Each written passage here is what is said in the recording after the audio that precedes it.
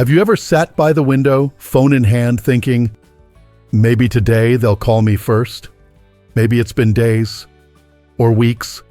You scroll through your messages and every thread starts with your words, your check-ins, your I love yous, your updates, your effort. And the silence on the other end? It starts to feel louder than any ringtone ever could. If that's you, if your heart has ached wondering why your kids don't reach out first, I want you to know something important. You're not alone. And more than that, your feelings are valid. Being a parent never really ends, does it? Even when our children become adults with jobs, partners, kids of their own, there's still a part of us that's watching over them, thinking of them, and wanting to stay connected. But when the effort seems to be one-sided, it's natural to feel hurt, even rejected. And the question begins to echo in your mind. Did I do something wrong? Or do they just not care anymore? But let me gently offer a new lens. What if this situation, as painful and frustrating as it might be, isn't about blame? What if it's an invitation? An invitation to shift the dynamic, protect your peace, and stand in your strength, without chasing after crumbs of attention. Because the truth is, while you may not be able to control who picks up the phone first, you absolutely can control how you respond to the silence. Let's start with something simple but powerful. Take a breath and step back. Not as a punishment, not as a game, but as an act of self-respect. When you constantly initiate and never receive, it slowly chips away at your emotional energy. You begin to wonder if you even matter. And that is no place for a heart like yours to stay. Sometimes stepping back isn't about giving up on a relationship. It's about giving the other person space to remember your value. If you're always filling in the silence, they never get the chance to feel it. But when you pause, even briefly, you create room for them to notice your absence. And if they don't? If days go by and there's still no call, no text? Then you've just received a very clear answer. One that, while hard to accept, is also freeing. Now, I know what you might be thinking. But what if they're just busy? What if they don't realize how much it hurts me? And yes, life is hectic. Kids grow up, responsibilities pile up, and sometimes communication slips. But ask yourself this, if they needed something, wouldn't they find the time to reach out? People make time for what matters to them. And that leads us to something essential, adjusting expectations. This doesn't mean lowering your standards or pretending like you don't care. It means seeing the reality of the relationship for what it is, not what you wish it were. When you expect your kids to call every Sunday or text you each morning and they don't, you feel disappointed. Not because you're needy, but because your expectation wasn't met. But here's the truth. Expectations built on silence will always lead to pain. So let's gently shift from expecting to observing. Instead of wondering, why aren't they reaching out? Start asking, what have they shown me about their communication patterns? And how do I want to respond to that with dignity? It doesn't mean you love them any less. It just means you're loving yourself a little more. Now, here's where the real strength begins to grow. Don't take it personally. I know that might sound impossible. After all, you raised them. You gave them your best years, your energy, your sacrifices. How could their silence not feel personal? But as we get older and wiser, we begin to understand that other people's actions are often more about their own internal world than about us. Your kids might be struggling in ways they haven't shared. They might be emotionally distant not out of malice, but out of habit. Or maybe, and this is the hardest to accept, they just don't realize how much their distance affects you. That's why it's so important to ground yourself in one truth. Your worth is not measured by how often your phone rings. You are valuable whether or not they check in. You are loved even if they don't say it. And you are strong enough to reclaim your peace even in the face of silence. Instead of chasing after their attention, start pouring that energy back into yourself. Find joy in small routines. Call a friend who always makes time for you. Go for that morning walk where the breeze reminds you you're alive. Sign up for a class or a group where your presence is appreciated. You are not forgotten. And you don't need to beg for love to prove your value. That brings me to something else I want you to think about: matching energy. If they only respond when you reach out and never initiate, it's okay to let the conversation pause. Not with resentment, not with bitterness, but with calm self-respect. Imagine if you stopped texting for a few days. Would they notice? Would they miss your voice? And if not, wouldn't that be important for you to know? This isn't about punishing them or teaching a lesson. It's about seeing clearly. And in that clarity, choosing not to give more than you receive emotionally. Let me ask you this: when was the last time you did something just for you, without thinking about what someone else needed or wanted from you? That's where I want to leave you today. Not with frustration, not with sadness, but with a spark. A quiet but firm reminder that your time, your presence, and your love are all sacred. If someone doesn't see that right now, it doesn't mean you're not worthy. It means they have their own journey to walk, and so do you. So take that step back, breathe, observe, reclaim your energy. And remember, sometimes the silence is not a punishment. It's a gift, a space for you to hear your own voice again. Now that you've given yourself permission to take that step back, to pause, to breathe, to observe the dynamic for what it really is, let's talk about something equally important: shifting the focus back to you. Because here's the truth: when you spend so much time wondering why someone hasn't called, or why your messages go unanswered, you're handing over your emotional peace to someone else. And that peace? It's too valuable to give away. So instead of sitting in that silence, let's turn it into something healing, even empowering. Start by focusing on your own growth. That may sound simple, but it's one of the most powerful things you can do. You see, the more energy you invest in yourself, in your health, your passions, your happiness, the less room there is for sadness or resentment to take hold. It's not about pretending like you don't care. It's about proving to yourself that you deserve more than emotional breadcrumbs. Maybe that means picking up a hobby you let go of years ago. Maybe it's something creative like painting or writing. Maybe it's something physical like yoga or walking each morning with music you love.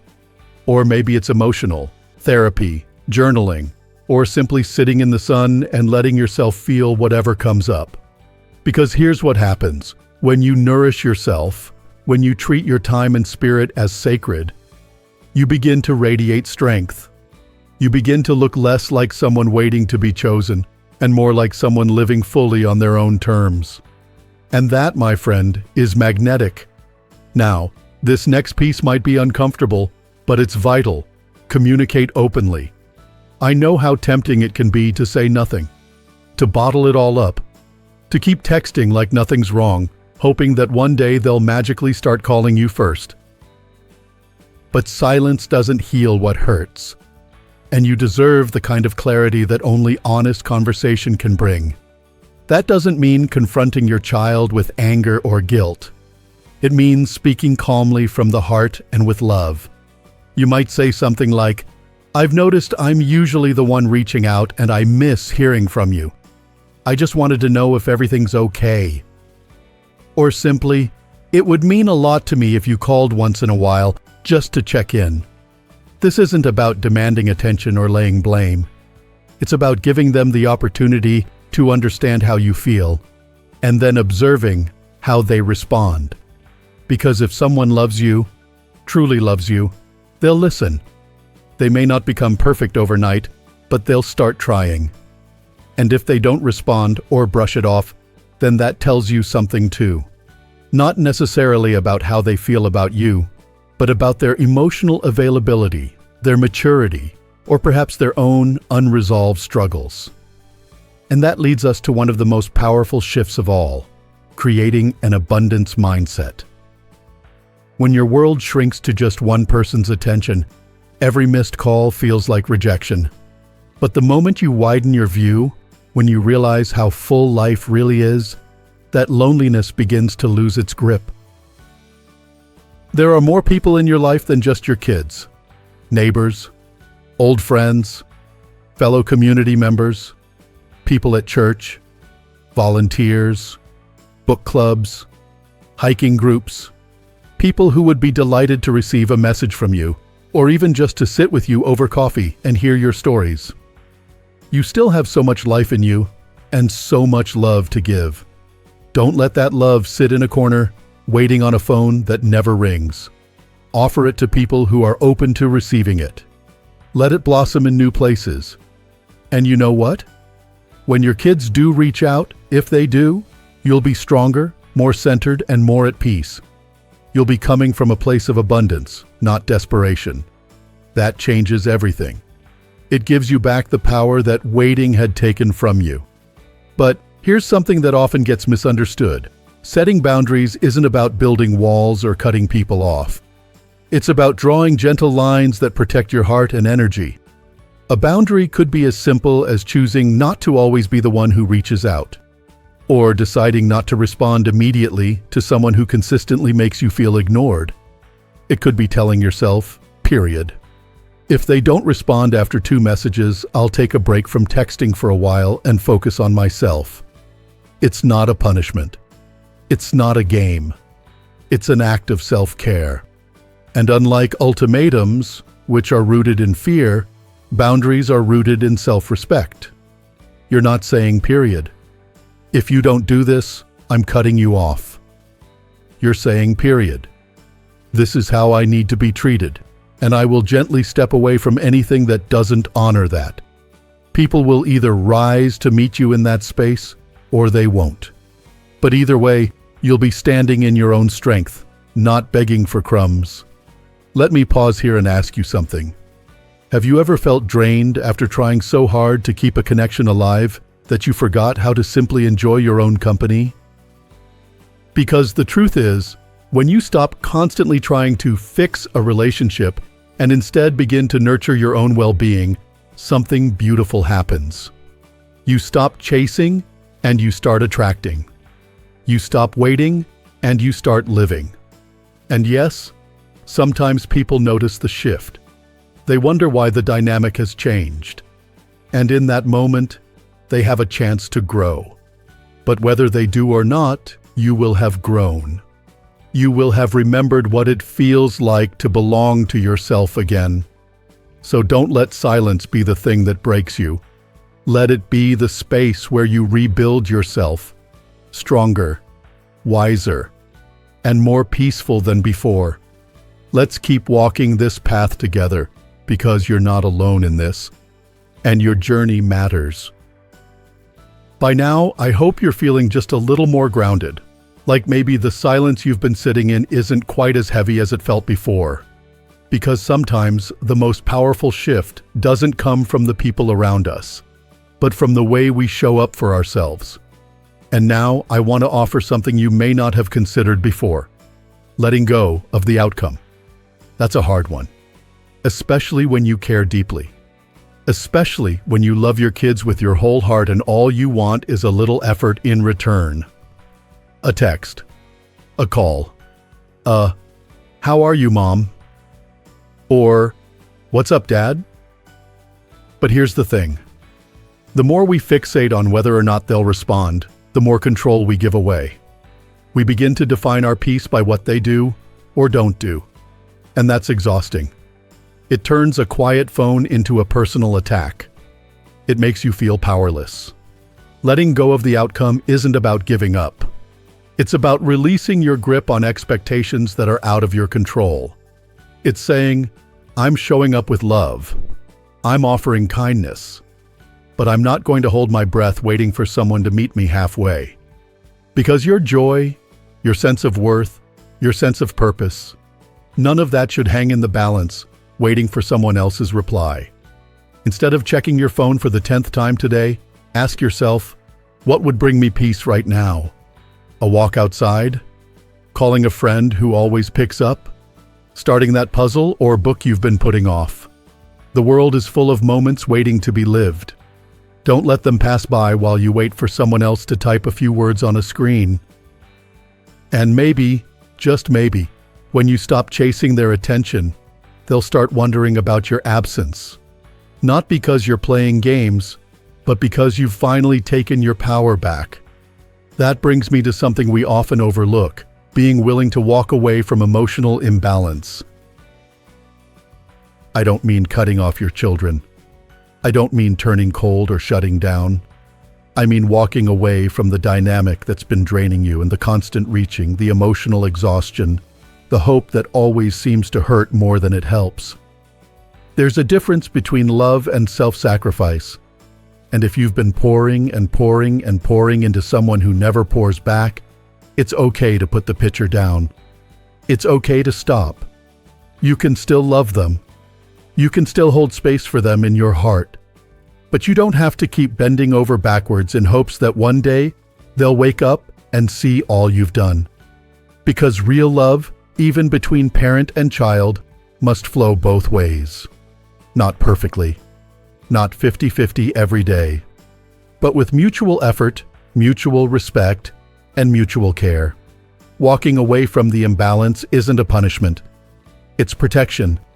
It's you saying, I matter too. And in doing so, you open the door to something much more meaningful. Relationships that feel warm, safe, and reciprocal. The kind of connections that don't leave you guessing.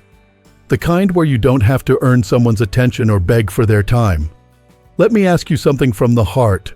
When was the last time you were your own biggest supporter? When was the last time you looked in the mirror and said, I'm proud of the way I've shown up, even if they didn't notice? Because you should be proud. Proud of how you've loved. Proud of how you've tried. Proud of how you've stayed kind, even when your heart felt heavy.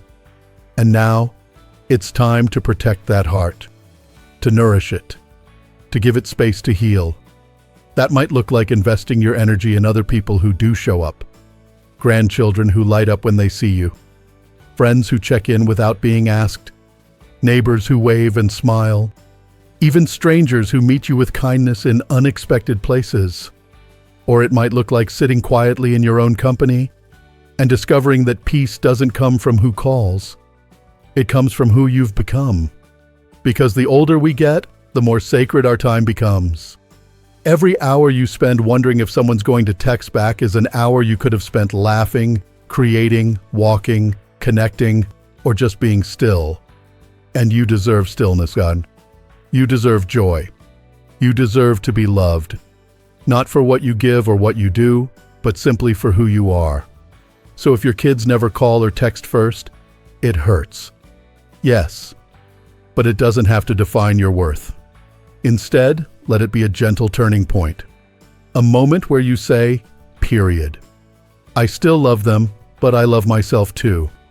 A moment where you reclaim your energy, redirect your love, and build a life that feels whole, with or without their replies. And who knows? Sometimes when we stop trying so hard to hold on to others, that's when they start to come closer. But even if they don't, you'll be okay. You'll be more than okay. You'll be free.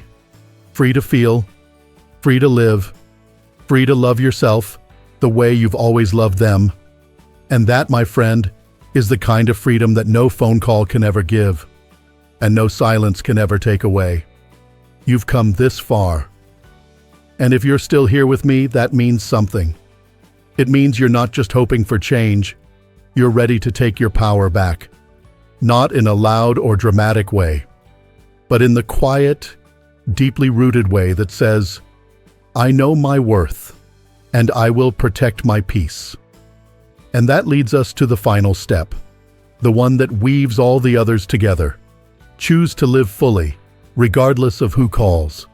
You see, life doesn't wait. The days roll on whether the phone rings or not. The sun rises. The birds still sing. The world is still full of beauty, connection, laughter, and love. even if your inbox is empty. You were never meant to sit around waiting to be remembered. You were meant to live. So do that. Say yes to things you've been putting off. Visit that art class, even if you've never held a paintbrush. Try that new recipe, even if it's just for you. Sit outside in the morning with a hot cup of coffee and listen to the world wake up. Let that moment be enough. And then, if and when a message from your child comes through, respond from a place of fullness, not emptiness. Respond because you choose to, not because you need to. That one shift, that tiny change in energy, can change the entire dynamic. Because when you live your life as if you're already whole, already enough, already valuable, you stop waiting for others to prove it to you. And I know this isn't always easy. I know it's hard when the people you've loved the longest feel furthest away. When the one person you used to tuck in at night now goes weeks without reaching out. When the roles have shifted and you're not sure if they even notice anymore. But here's what I want you to hold close. Love is not always loud. Sometimes it's silent. Sometimes it's buried under stress, or distraction, or distance. But that doesn't mean your story is over. That doesn't mean your love goes unseen. Sometimes the most beautiful part of your journey begins after someone else's silence. Because now you're free to write a new chapter. One where you are the main character, not just the supporting role in someone else's life. A chapter filled with people who do check in, who do make time, who see you as you are and love you for it. And if you haven't met those people yet, don't worry. Keep showing up as the best version of yourself, and they will find you. Or you will find them. Either way, the loneliness you feel now, it's not permanent. It's just a space, a sacred space, where you get to rediscover your own strength. And I want to leave you with this thought. You are allowed to protect your heart. You are allowed to stop overextending. You are allowed to feel sad when someone doesn't call.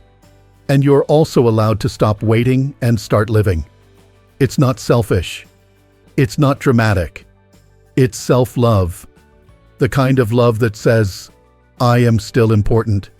I still matter. And I will not dim my light waiting for someone else to flip the switch. So take that walk. Call that friend. Book that trip. Write that story. Smile at that stranger. Laugh out loud. Dance to your favorite music when no one's watching. You are still here, and that alone is a reason to celebrate. Now, I'd love to hear your voice. What's one small thing you're going to do this week for you? Not for your kids, not to get someone's attention, but simply because you deserve it? Share it in the comments below. Or if words don't come easily, just type, I choose peace. And if this video spoke to you, if it comforted you, empowered you, or even just reminded you that you're not alone, please give it a thumbs up. That simple gesture helps more people find this message. And if you haven't already, I invite you to subscribe to our channel, Strong Elderly Life. This is a space where we uplift one another, speak truth with love, and grow stronger, together. Because no matter how old we get, we still deserve connection. We still deserve joy. We still deserve to be seen. And remember, even if your kids never call or text first, you are still loved, still worthy, still whole. Here's to living your best life at any age. Until next time, take care of your heart and keep moving forward